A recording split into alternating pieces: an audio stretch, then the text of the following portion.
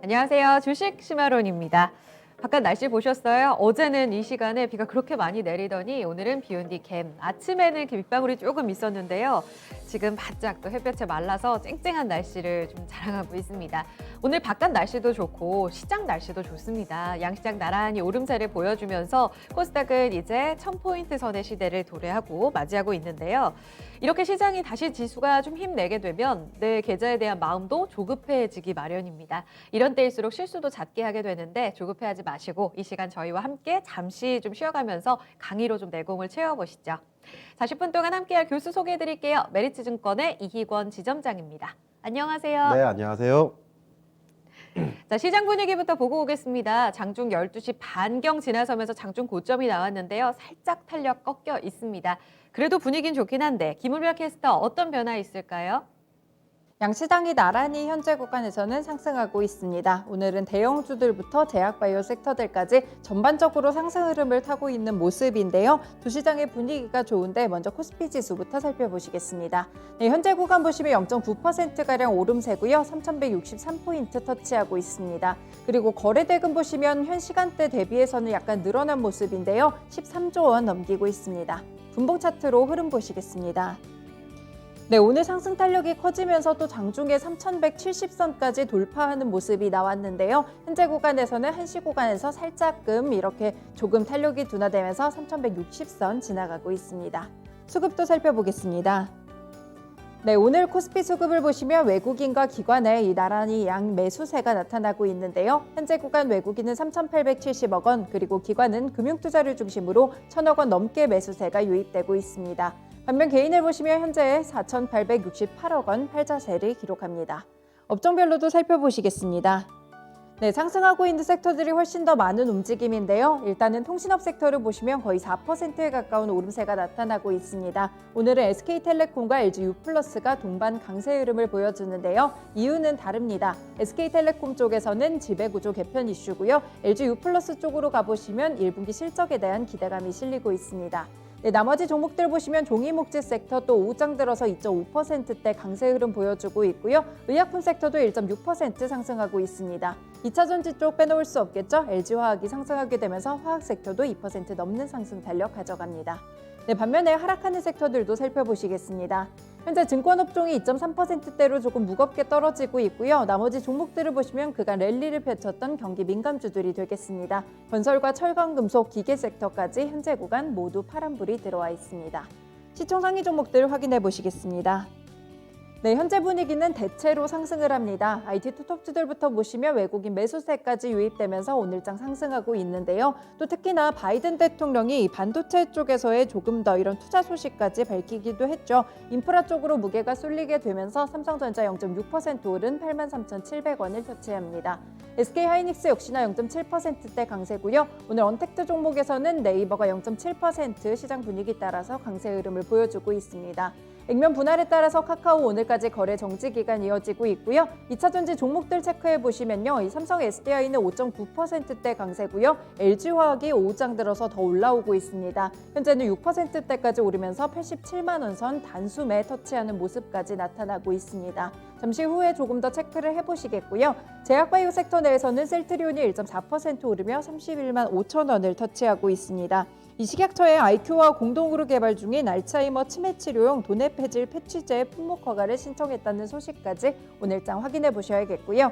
네, 그리고 자동차 종목들도 좋습니다. 기아 그리고 현대차 나란히 1% 중반의 상승 탄력을 가져가고 있습니다. 네, 현재 구간에서 보시면 포스코가 0.9%가량 하락하고 있는데요. 말씀드린 대로 그동안 경기 민감주들이 질주를 펼쳐왔기 때문에 오늘은 쉬어가는 모습 나타나고 있습니다. 특징주로 넘어가 보시겠습니다. 네, 먼저 2차전지 종목들인데요. 방금 보신 대로 대형주들의 랠리가 계속해서 펼쳐집니다. 일단 어제는 LG와 SK 배터리 분쟁의 합의 소식이 모멘텀이 됐다면 오늘은 삼성 SDI 쪽에서 호재가 나온 부분이 모멘텀으로 작용을 하고 있는데요. 이 현대차와 기아의 차량용 배터리를 납품하기 위해서 이런 배터리를 개발한다는 소식까지 전해지고요. 이에 더해서 미국의 전기차 스타트업이라고 보시면 되겠는 리비안에도 전기차용 배터리를 공급한다는 호재성 뉴스가 나와 있습니다. 네, 현재 구간에서 보시면 오늘 SK이노베이션은 약간 탄력이 줄면서 3%대 강세고요. LG화학이 5만 원 선 이상까지 상승을 하고 있습니다. 어제 종가 기준으로 봤을 때 삼성 SDI도 4만 원 이상 상승하게 되면서 69만 5천 원을 터치하고 있습니다.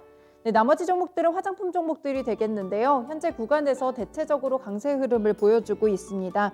네, 특히나 이렇게 실적 개선 종목들 위주로 큰 상승 흐름이 나타나고 있는데요. 아모레퍼시픽을 보시면 4% 오르면서 26만 6,500원 터치하고 있습니다. 네, 5년 만에 실적이 개선될 것이라는 기대감을 받고 있고요. 특히나 중국 쪽에서 이런 화장품 시장이 조금씩 회복하고 있다는 점 함께 보셔야겠습니다. 코스닥 시장으로 넘어가 보시겠습니다. 네, 오늘 코스닥 시장 보셔도요, 굉장히 좋은 흐름 가져가고 있는데요. 1000포인트 넘은 다음에도 계속해서 랠리를 이어갑니다. 현재 구간 0.5% 오르며 1006포인트 터치하고 있습니다. 분봉 차트 보시겠습니다. 네, 코스닥 시장도 마찬가지로 12시 구간에서 조금 더 높게 올라가게 되면서 1010포인트 근처까지 가는 움직임이었는데요. 현재는 약간 둔화되면서 1000포인트 중반세에 터치하고 있습니다. 수급도 살펴보겠습니다. 네, 코스피와는 조금 다른 흐름인데요. 이 코스피 쪽에서는 양 매수세가 좀 지수를 이끌었다면 코스닥에서는 개인이 1295억 원 사자세로 지수를 받들어주고 있습니다. 양 매도세가 나타나는데요. 코스닥에서는 외국인이 687억 원, 기관은 442억 원 팔자세를 기록합니다. 시총 상위 종목들도 확인해 보시겠습니다.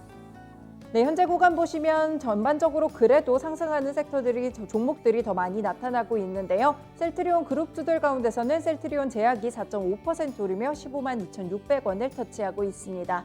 네, 시즌 살펴보시면요. 벌써 5거래일째 상승 흐름 이어지고 있습니다. 이 3월 한 달간 연결 기준 1,285억 원의 매출을 달성했다는 소식까지 전해지고 있고요. 현재 보시면 1.5%가량 상승하고 있습니다. 네, 펄어비스 액면 분할로 오늘까지 또 계속해서 매매 거래 정지 기간 이어지고 있고요. 카카오게임즈 1.6%대 강세입니다. 네, 나머지 섹터들 보셔도요. 제약바이오 쪽으로 약간의 투심이 살아나는 모습까지 나타나고 있습니다. HLB 0.7% 오르며 35,400원 터치하고 있습니다. 네, 그 외 종목들 같은 경우에는 아래쪽으로 좀 내려가 보시면요. 제넥신이 5%가량 강세 흐름을 나타냅니다. 이 백신 관련 호재성 뉴스들이 나오는 가운데 또 국내에서 백신을 개발하고 있는 종목들도 상승 흐름을 타고 있는데요. 특징주로 넘어가서 체크를 더 해보시겠습니다. 네, 오늘 백신 관련 종목들 대체적으로 상승 흐름 보여주고 있는데요. 각 백신별로 호재성 뉴스가 나타나고 있습니다. 먼저 스푸트니크 V를 위탁 생산 중인 한국코러스가 상장 주관사를 선정하고 IPO에 나선다는 보도가 나오고 있는데요. 관련 종목들 이트론이나 EID, 이화전기까지 현재 구간 일제히 상승하는 모습이고요. 또 말씀드린 대로 국내에서 백신을 개발하는 종목들에도 관심을 가져보셔야겠습니다. 네, 백신 이쪽은 정부에서 예산 투입을 하면서 오늘장 또 특징주로 꼽히고 있는데요. 진원 생명과학은 상한가 도달한 상태고요. 요 바이오로직스도 9% 오른 29,600원을 터치하고 있습니다. 바로 아래쪽으로 셀리드도 강세고요. 오늘 제넥신까지 상승 흐름 탑니다. 네, 모더나 관련 호재성 뉴스들도 전해지고 있죠. 식약처 쪽에서 이런 소식들 살펴보셔야겠고요. 오늘장 보시면 녹십자 8%가량 상승하고 있고요. 파미셀도 5%대 강세입니다. 네, 그리고 아래쪽으로 특징주 하나 더 체크해 보시면요. 웹툰 관련 종목들이 되겠습니다.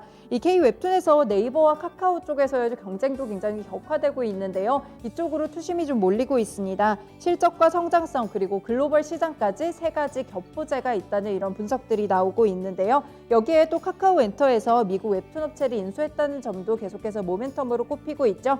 DNC 미디어 상한가 진입하면서 53,000원 터치하고요. 히다리 스튜디오도 28%대 현재 거래 제한폭 바로 가까이 다가왔습니다.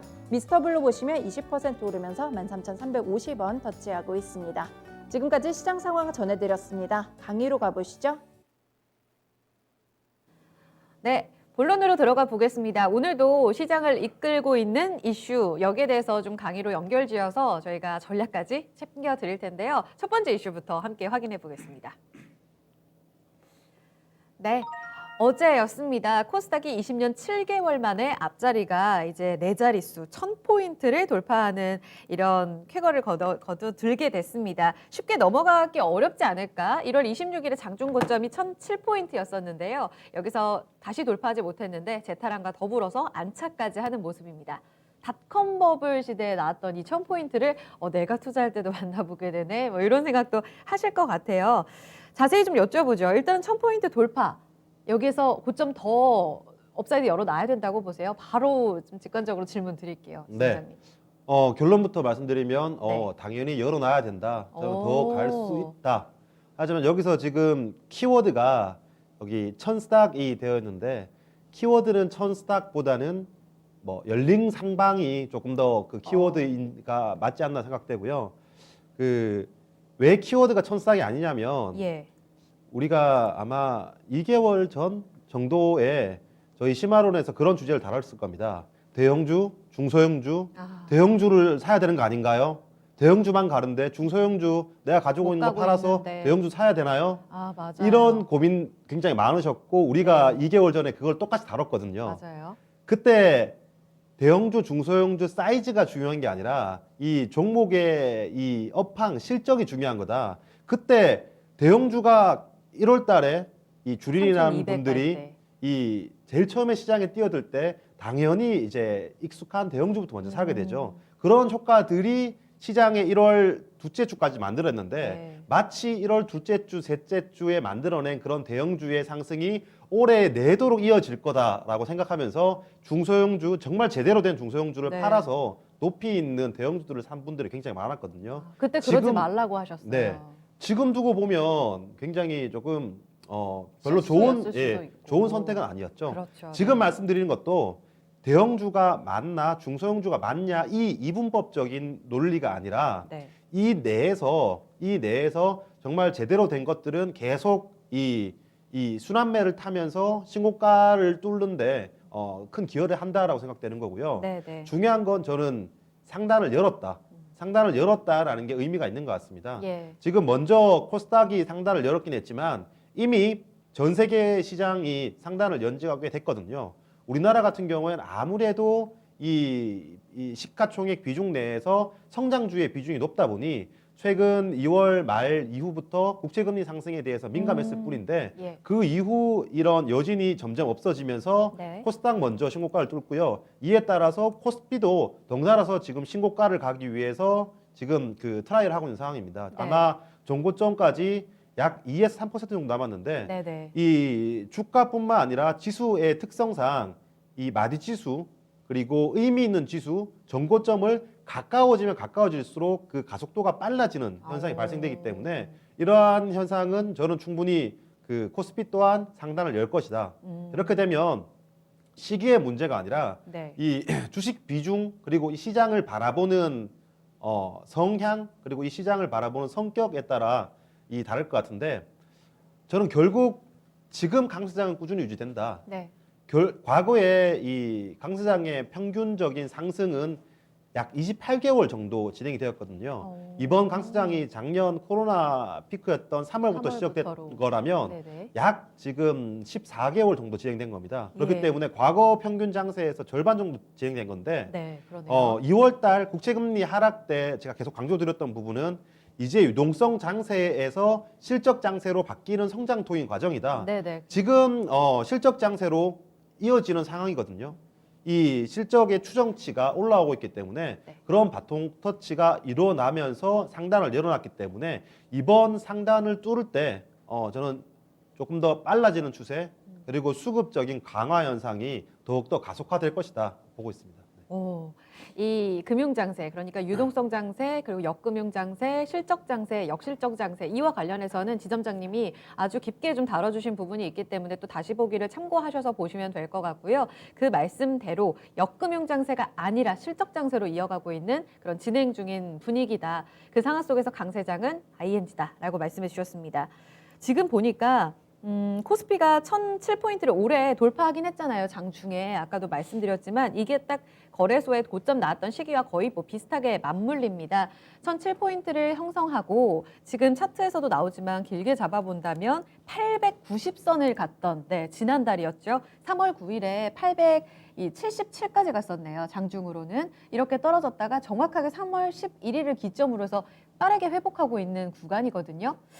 이런 질문을 드려보고 싶어요. 지금 더 간다라는 말씀, 열린 상방 이렇게 키워드를 잡아주시니까 거래소가 1월에 고점을 형성할 때에는 뭐 모든 종목이 다 좋았지만 삼성전자, 뭐 대형주들 분위기 굉장히 좋았잖아요. 주도주가 있었고 이 구간에서 저점부터 1009포인트를 올라가는 데 있어서 코스닥은 누가 주도했다고 보세요? 네. 먼저 그 앞서서 그 유동성 장세, 금융 장세, 다음은 역금융 장세가 아니라 실적 장세. 그리고 실적 장세가 다음에 역금융 장세, 역실적 장세, 네네네. 그 다음에 유동성 장세인데 작년 같은 경우 신고가를 계속 뚫어냈었죠. 네. 그러니까 연중 신고가를 계속 뚫어내는데 그렇게 코스닥이 아닌 코스피가 이 지수 상단을 뚫어낼 때는 연속성을 가지는 섹터가 있습니다. 이 코스닥의 신고가보다 코스피의 신고가가 훨씬 더 의미가 있거든요. 의미가 있다. 덩치 자체도 굉장히 크고 그렇죠. 그렇기 때문에 작년 같은 경우에는 네. 이 2차 전지 그리고 성장 섹터에 대한 그런 주도주가 있었습니다. 하지만 예. 이번에 코스닥 지수 같은 경우에는 네. 바닥을 찍고 올라올 때 처음에는 이제 낙폭 과대 그리고 그 이후에 비트코인 관련된 두나무 지분을 가지고 있는 뭐 창투사대 포함해서 네, 그렇죠. 네. 그리고 그 두나무 지분 가지고 있는 이 지분에 대해서 이 지분 가치를 할인해서 할증으로 올려주는 아. 그런 종목들 네. 그리고 최근 들어서 정말 재미없었던 바이오까지 예. 이 작년과 다른 점은 작년에는 특정 섹터가 연속성을 가지고 상단을 뚫어냈다라면 네. 이제는 이 특정 섹터가 뚫어낸 게 아니라 네. 특정 섹터가 여기서 여기까지 힘을 내주고 네. 또 여기서 바톤을 받아서 이 여기서 여기까지 또 다른 섹터가 와주고 여기서 여기까지 네. 이 같은 섹터 내에서도 몇 종목은 아래에 있고 몇 종목은 위에 있고 이런 현상들이 굉장히 많기 때문에 네. 의미 있는 주도주 찾기가 굉장히 힘듭니다. 그래서 아마 지수가 1000포인트를 돌파했고 코스닥이 신고가를 돌파했지만 네. 이에 대해서 굉장히 이 피부로 와닿지 못하시는 분도 굉장히 그럴 수 많을 있을 거예요. 것 같아요. 사실 저도 그렇습니다. 네. 왜냐하면 이 지수가 신고가를 뚫었다라는 것은 신고가를 뚫는 종목들의 비율이 더 많아야 된다는 건데 지난번 종고점에 비해서 신고가를 가는 종목 수가 없거든요. 이 시장은 연속성을 네. 만들어낼 때 조금 쉽다라고 표현할 수 있는데 지금은 연속성을 만들어내기보다는 하루 이틀, 2, 3일 만에 반영해버리고 새로운 뉴스로 빠져버리고 네네. 그리고 다시 한번 이런 뉴스, 이 새로운 뉴스가 있으면 이쪽으로 와 그렇죠. 갔다가 이렇게 네. 계속 왔다 갔다 하는 그런 장세가 펼쳐지는데 저는 의미를 두는 건 코스닥이 신고가를 뚫어낸다는 것은 다시 한 번 더 센티멘탈적인 네. 심리적인 이 주식 선호 현상을 가져가는 거기 때문에 이는 시간을 두고 코스피가 신고가를 뚫어낼 것이라고 생각하고 있어요. 코스피가 신고가를 뚫어낼 때는 그때는 이 혼자의 힘만으로 순환매 힘만으로 뚫어내기 힘듭니다. 그때는 분명 주도주가 있어야 되거든요. 네. 지금은 저는 주도주라고 확신을 가질 만한 뭐 미디어도 최근에 주춤하고 있고 네네. 뭐 비트코인 관련된 종목들 다 주춤하고 있는 상황인데 코스피가 신고가를 뚫어낼 때는 확신을 가질 만한 그런 신고가 종목 주도주가 그리고 있을 주도주가 보일 거라고 생각되고 있고요. 네. 물론 이 코스피가 신고가를 뚫어내서 주도주가 눈에 띄었을 때는 그 주도주가 주도주임을 알매도 못 살 정도로 많이 올라와 있을 겁니다. 하지만 그때는 지수 자체가 신고가를 뚫었기 때문에 그 섹터에 대해서 비중을 확대해야 될 거고요. 네. 아직까지는 그런 제 개인적으로는 제 조건에 맞는 주도주가 나타나지 않았기 때문에 굳이 급할 필요도 없고 그리고 주도주에 대해서 내가 아직 놓쳤다라고 생각할 필요는 없다. 네. 제 생각입니다. 네. 맞아요. 지금 1000포인트를 뚫었는데 체감적으로 와닿지 않는다. 이게 키워드인 것 같아요. 3266 갈 때는 대형주 계좌에 갖고 계신 분들이라면 다 웃고 계셨거든요. 근데 코스닥은 말씀하신 종목들이 계속 이제 순환매로 돌기 때문에 체감하기가 더욱더 어려운 장이지만 기회는 여전히 있다. 네, 이렇게 정리할 수 있을 것 같아요.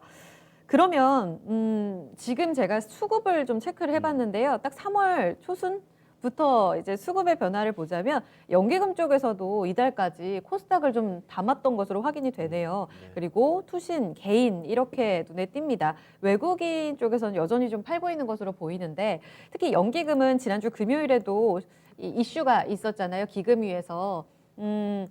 이 내용을 바탕으로 봤을 때 이제 수급적인 악재들도 좀 개선이 됐다라고 볼 수 있을지 어떻게 좀 해석하세요? 네.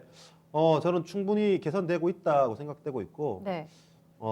연기금에 대해서 많은 개인 투자자분들이 연기금 욕을 엄청 많이 해요.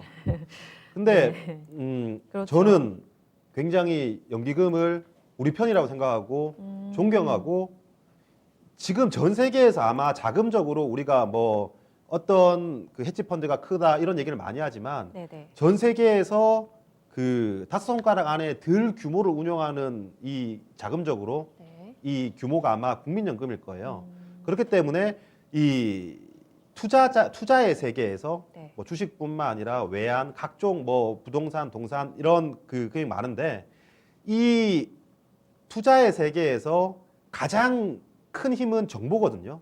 이 정보는 결국 힘이 있는 곳으로 몰리는데 네. 그 힘은 돈이에요. 그 말은 돈이 클수록 정보가 빨리 모인다는 거고 돈이 가장 빨리 안다는 거거든요. 그렇기 때문에 이 일각에서 연기금이 수익률을 다 까먹고 있다라고 얘기하는데 연기금만큼 수익이 좋은 지금 그런 자금은 전혀 없기 때문에 저는 연기금은 오히려 그 우호적인 입장이고요. 네. 지금 매도에 대해서 굉장히 말이 많은데 만약 연기금이 없었더라면 네. 지금 연기금이 팔고 있는 이 자금들은 1400포인트 작년 코로나가 터졌을 때 1400포인트에서 계속해서 우호적인 역할을 해준 그런 자금들이에요. 네. 그때 시장을 받아줬기 때문에 지금 매도하고 있는 거고 만약 그때 시장을 받아주지 않았더라면 더 힘들어질 수 있었던 상황이기 때문에 예. 이런 이 매도에 대해서 굳이 의미를 부여할 필요는 없다 생각되고 네네. 연기금이 가지고 있는 주식 비중의 이 전체 허용 범위가 있기 때문에 그 네. 범위가 넘어선 것들에 대해서 매도를 하고 있는 겁니다.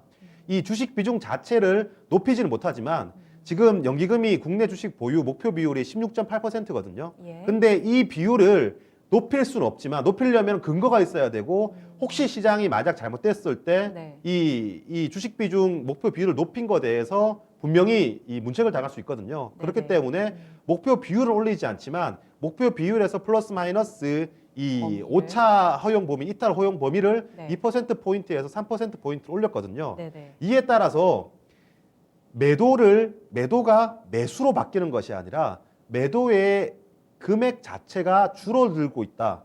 가 저는 포인트라고 보여지거든요. 네. 예를 들어서 주식을 보더라도 네. 이 만약 어떠한 종목이 100만 주가 오버행이 나올 게 있다. 100만 주가 뭐 대주주가 기관에게 블럭딜을 넘겼는데 이 기관이 100만 주를 팔아야 된다. 네. 라는 게 시장에 다 알려지게 되면 그 알려지는 순간 주가는 빠지기 시작합니다. 근데 상식적으로 100만 주 오버행이 나올 게 있으면 100만 주가 다 소화가 되었을 때 주가가 올라간다라고 생각하지만 보통 100만 주가 시장에 나올 게 있더라면 50만 주 나왔을 때부터 이 주가의 하락폭이 둔해지거든요.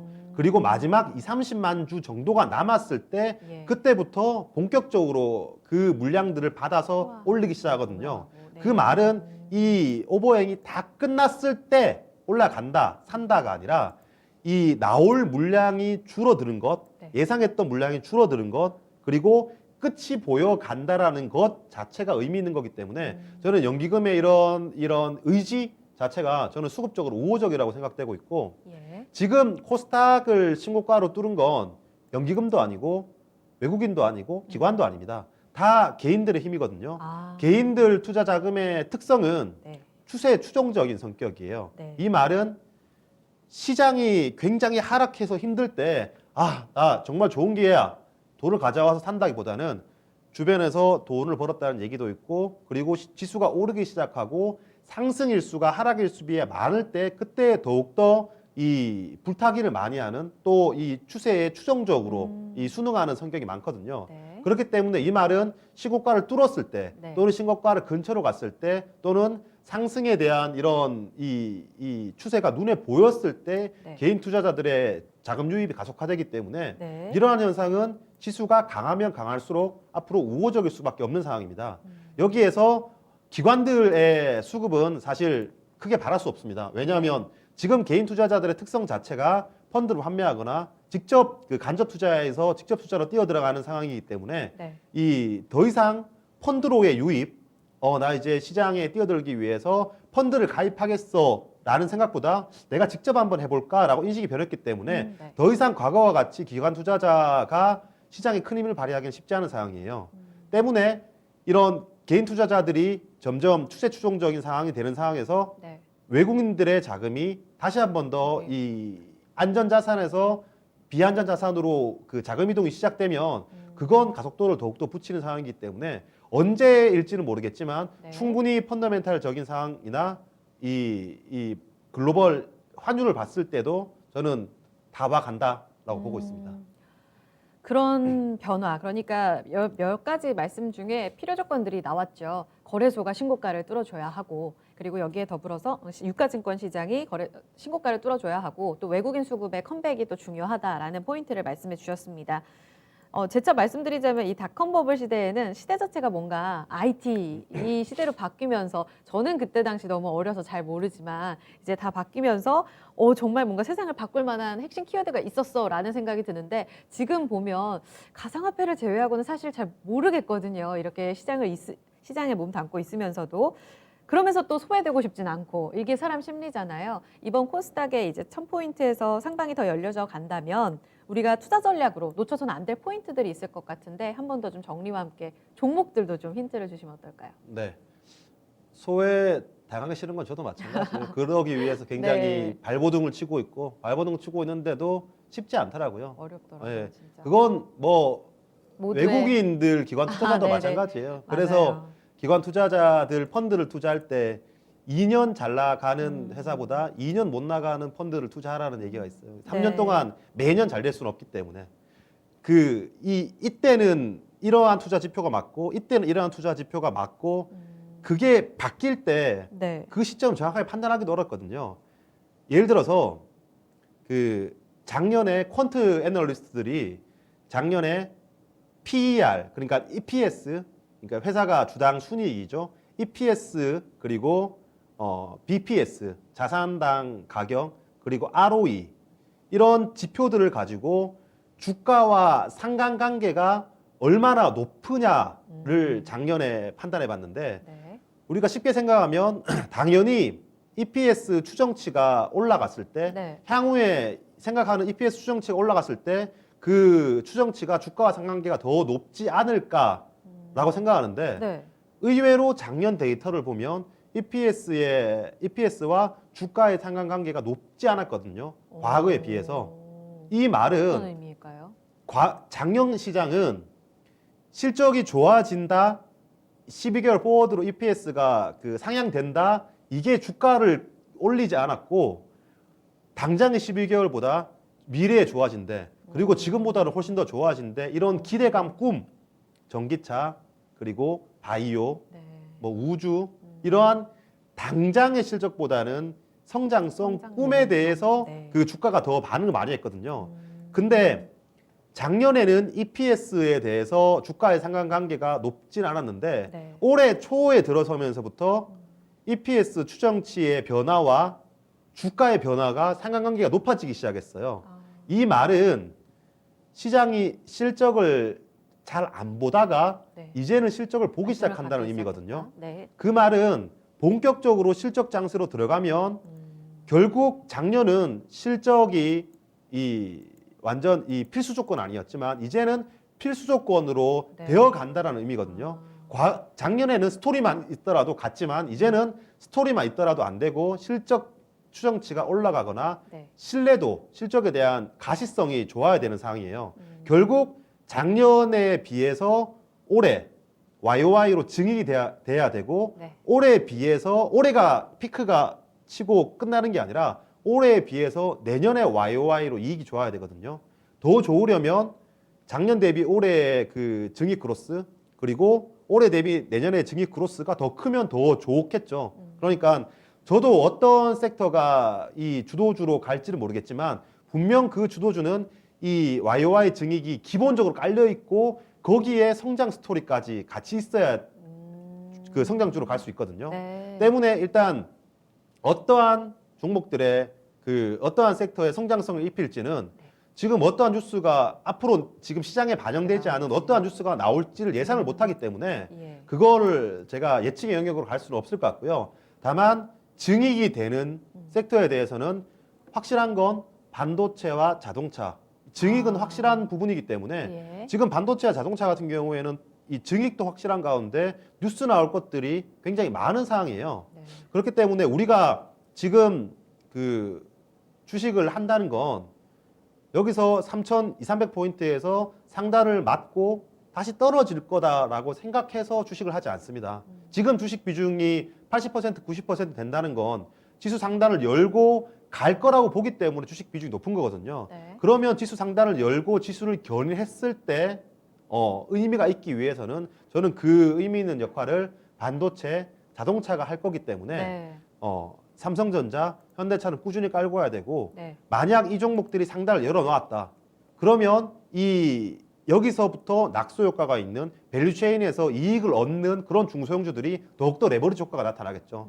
그 전까지 반도체, 자동차에 대해서 이게 무겁다고 해서 코스닥을 열었는데 이 종목들이 못 열었다고 해서 이 선입견을 가질 필요 그리고 실망할 필요는 없을 거다 보고 있습니다. 더불어서 IT 자동차 쪽으로 이제 주도주가 잡히면 낙수 효과를 볼 수 있는 코스닥의 종목들도 대표 종목으로 좀 성과를 기대할 수 있다. 이렇게도 정리할 수 있을까요? 네. 알겠습니다. 코스닥, 네, 천스닥의 시대가 도래했는데요. 여기에서 좀 짚어봐야 될 전망과 핵심 키워드들 정리해봤습니다. 첫 번째 강의 주제 마무리 짓고요. 두 번째로 가겠습니다. 네. 카카오 엔터, 미국의 웹툰 플랫폼을 인수한다고 합니다. 웹툰 관련 종목들이 이 뉴스에 또 덩달아 오늘 반응을 하고 있고요. 더불어서 미증시 상장 소식까지 전해지면서 뜨겁게 이 시장이 다시 한번 시장의 주목을 받고 있습니다. 이 내용 좀 알아보도록 할게요. 대장인 네이버와 카카오가 해외 업체들 최근 인수한다는 뉴스들이 계속해서 전해지면서 이 시장이 정말 크려나 보네라는 게 이제 체감적으로 다가옵니다. 웹툰 보세요? 원장님? 보죠, 당연히. 네. 저는 제가 안 봐가지고 잘 모르는데 이제 웹툰 IP를 가지고 드라마로 성공했던 이런 케이스들은 제가 드라마로 굉장히 재밌게 봤거든요. 그래서 이 IP 경쟁력이 대단하다라고만 좀 알고 있는데요. 바로 질문을 드릴게요. 이 카카오 엔터가 타파스 경영권을 인수한다고 합니다. 이게 웹툰 시장에 어떤 의미를 갖고 있다고 보세요? 너무 큰 의미를 가지고 있어서 큰 의미라는 게 임팩트 있다기보다는 네. 넓은 의미를 가지고 있어서 네. 먼저 웹툰에 대한 중요성, 시장의 확대는 더 크게 부연 설명을 드리지 않아도 되겠죠. 네. 웹툰이라는 단어 자체가 네. 네이버가 만든 게 웹툰입니다. 그래서 네이버가 죄송합니다. 웹툰 그 지적재산권을 등재하기 위해서 웹툰이라는 이 단어 자체를 특허권으로 등재하기 위해서 지금 네. 노력한 사항이고 그게 국내에서는 안 됐지만 네. 해외에서는 아마 국가별로 웹툰이라는 건 이제 네이버만 쓸 수 있다고 이렇게 등록이 돼가고 있거든요. 전 세계 시장에서 코믹이 조금 더 만화책에 가까운데 네. 코믹의 시장은 일본이 선도하고 다른 나라들이 선도했지만 웹툰의 시장은 우리나라가 선도하고 있다는 걸 충분히 보여주는 이러한 상황이고요. 그래서 외국 업체들은 웹툰이라는 얘기를 안 쓰고 웹코믹이라고 쓰는 그런 업체들도 많이 있어요. 그래요? 그만큼 지금 웹툰 시장이 빠르게 퍼져나가는데 우리나라 업체들이 선점적 역할을 하고 있는 거고요. 굉장히 재미있는 게 이 네. 학생들의 장래 희망을 네. 보면 향후 우리나라가 20, 30년 뒤에 먹거리 그리고 우리가 지금 얼마나 투자를 많이 하고 있는지에 네. 대해서 이 지표로 알 수 있거든요. 과거에 1980년도 이 당시 때는 당연히 그 의사라든가 이런 분들이 많았고 네. 어느 순간일 때는 공학 박사들이 많았고 IT. 바이오, IT 이렇게 점점 넘어오고 있죠. 맞아요. 어렸을 굉장히- 때 장래희망이 뭐셨어요? 진짜. 저는 수학 선생님이었어요. 너무 잘 어울려요. 이제 주식 네. 선생님으로 어느 정도 꿈은 이루신 거네요. 그렇죠? 지금도 수학 선생님을 되게 지나가고요. 의미 있는 부분이 네. 크리에이터, 4번 크리에이터, 이게 제가 아는 그 유튜브 크리에이터 그렇죠. 관련한 네. 거 맞나요? 그리고 5번 프로게이머, 오, 가수, 9번의 웹툰. 만화가 웹툰 네. 작가있네요. 와. 그간에는 이 눈에 보이는 것들이 메인이었다면 네. 지금 제가 보여드리는 것들은 네. 눈에 보이지 않는 네. IP 기반의 이런 산업들이 많거든요. 네네. 없었던 이런 산업들이 새롭게 올라왔고 예. 이에 대한 눈높이 관심 자체가 많이 바뀌고 여기에 돈이 많이 몰리고 있다는 게 큰 의미라고 생각됩니다. 때문에 이 카카오가 플랫폼을 확보한다라는 건 진행하고 있는 여러 가지 중에 한 가지일 뿐인 거고요.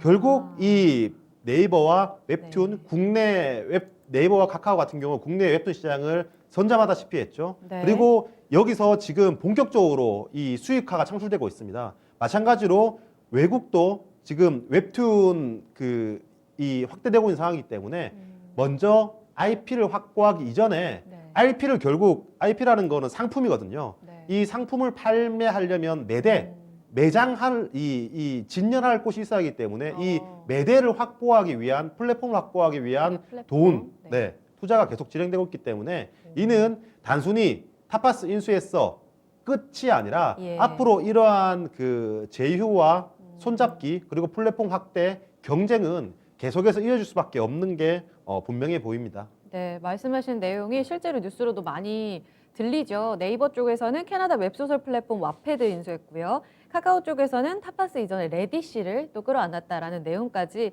계속해서 이 시장에 대한 어떤 욕심이 드러나는 모습입니다. 그러면 결국 이 투자에 있어서는 ING로 계속 앞으로도 본격화된다라고 보면 될까요? 그리고 이것이 곧 웹툰 시장의 고성장을 의미하는 포인트로 연결지면 될까요? 네. 제가 웹툰에 대해서 굉장히 과거에서부터도 투자거리를 많이 찾았는데 딱히 이 뭐 지금 물론 상한가를 간 DNC 미디어나 키다르 스튜디오 다 좋은데 네. 결국 플랫폼을 가져야지만 레버리지로 가져갈 수 있더라고요. 아. 근데 그 플랫폼을 가진 업체들이 네이버와 카카오인데 이 네이버와 카카오를 단지 웹툰에 대한 투자 포인트만으로 가져가기에는 다른 사업부가 너무 크기 때문에 네, 희석되는 맞아요. 부분이 있고요.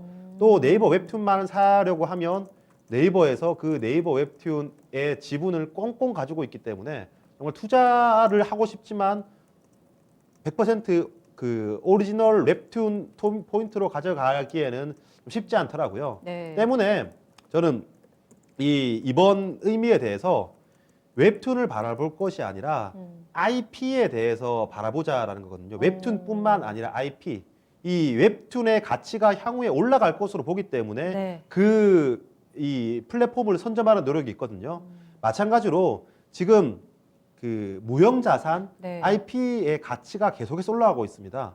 웹툰뿐만 아니라 네. 지금 드라마 IP도 계속 올라가고 있죠. 네. 뿐만 아니라 비트코인 이런 무형자산 심지어 지금 그 음악 저작권 네. 그리고 이 NFT라고 하죠. 이런 미술품에 대한 이런 지적재산권 자체도 계속해서 커져나가고 있거든요. 네. 과거에는 보이는 것에 대해서만 투자를 했다라면 네. 이제는 보이지 않는 이런 IP에 대해서 가치가 계속해서 올라가고 있어요.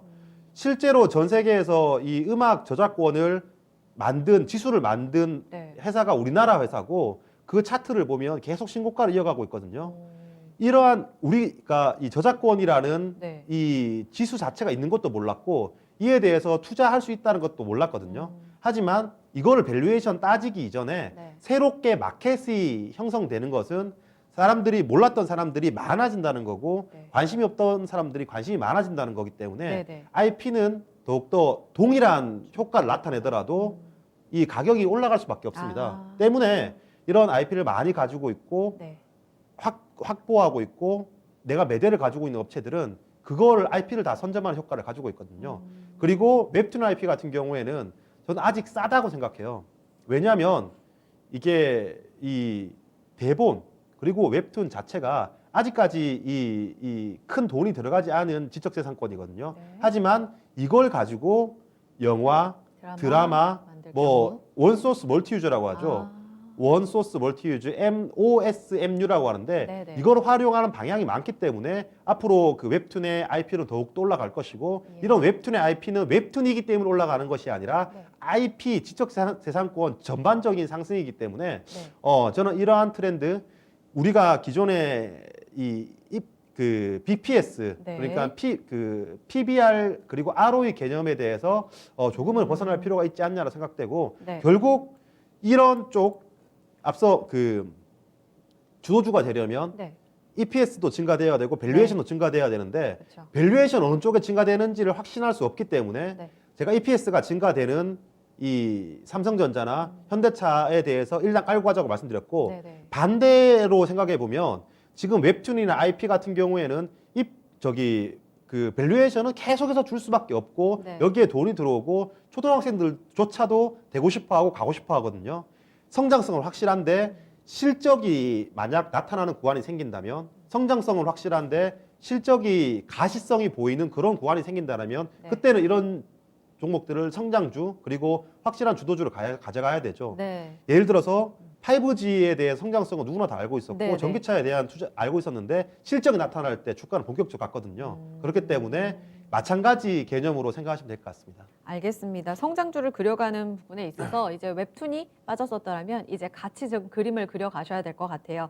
사실 IP보다 플랫폼의 가치가 높다라는 말씀을 하셨는데 요즘 OTT도 그렇지만 OTT 플랫폼 갖고 있는 쪽은 너무 경쟁이 또 심화돼서 말씀하신 IP 그러니까 콘텐츠를 만드는 쪽으로 좀 더 관심이 가는 게 사실이잖아요. 그렇다면 성장을 해 갈수록 IP 경쟁력을 갖고 있는 쪽을 좀 더 눈여겨봐야 할지 말씀하신 플랫폼 쪽으로 여전히 좀 매력적으로 보시는지도 궁금하고 이를 더불어서 토픽까지 알려주시면 좋을 것 같아요. 지금부터는 제 소설인 것 같아요. 왜냐하면 이게 네. 바로 EPS가 늘어나는 게 아니니까 오늘 그 DNC 미디어 같은 경우에도 네. 당장 실적보다는 이 카카오엔터가 인수를 했고 카카오페이지가 이 상한가입니다. 2대 주주이기 때문에 네. 좋아질 것이다. 네. 그리고 시장이 확대되고 있구나 때문에 네. 갔는데 결국 여기서 돈을 거두어 들여야 되거든요. 그렇죠. 저는 이런 IP가 이 확대되는 IP의 가격이 올라가는 큰 이유 중에 하나가 네. 저는 제 소설을 그려보겠습니다. 저는 자율주행, 모빌리티도 큰 역할을 할 것이다라고 보고 있어요. 네, 네. 왜냐하면 우리가 이 차량에 타서 정말 말 그대로 100% 자율주행이 됐을 때 네. 아무것도 할 일이 없을 때 차량에서 분명 컨텐츠 소비를 많이 할 거거든요. 그리고 우리가 핸드폰이나 TV를 볼 때는 이 한 면이잖아요. 네. 근데 차량에서는 여러 면이기 때문에 네. 거기서 콘텐츠를 소비할 때 더욱더 이 많은 콘텐츠를 강연할 수 있기 때문에 이 모빌리티로 가는 과정에서 IP 가격이 올라가는 것으로 보여지고 결국 그렇게도 연구를. 이 플랫폼을 가지고 있는 네이버 카카오는 바이든 행정부가 돼서 쫓을 쳐야 되는 종목들이 아니라고 계속 강조를 네, 드리고 네. 이 성장성은 계속 유효한 상황에서 네. 모빌리티에 대해서 저는 네. 조금 더 강조를 드리고 싶습니다. 알겠습니다. 큰 그림으로 조금 그림 그려지셨나요? 플랫폼 쪽으로는 여전히 매력적이고요. 이와 함께 모빌리티의 성장과도 함께 접목시켜서 이 성장의 고성장을 잘 그려보셔야 될 것 같아요. 큰 그림은 여기까지 그려보겠습니다. 네, 이건 교수님 고생 많으셨어요.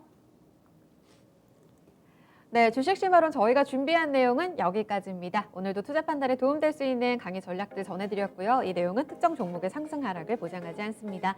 남은 시간 고점 더 높이는지 체크해 가시면서 마감 전략 세우시기 바랍니다. 이어지는 클로징 벨 많이 봐주세요. 저는 내일 뵙겠습니다.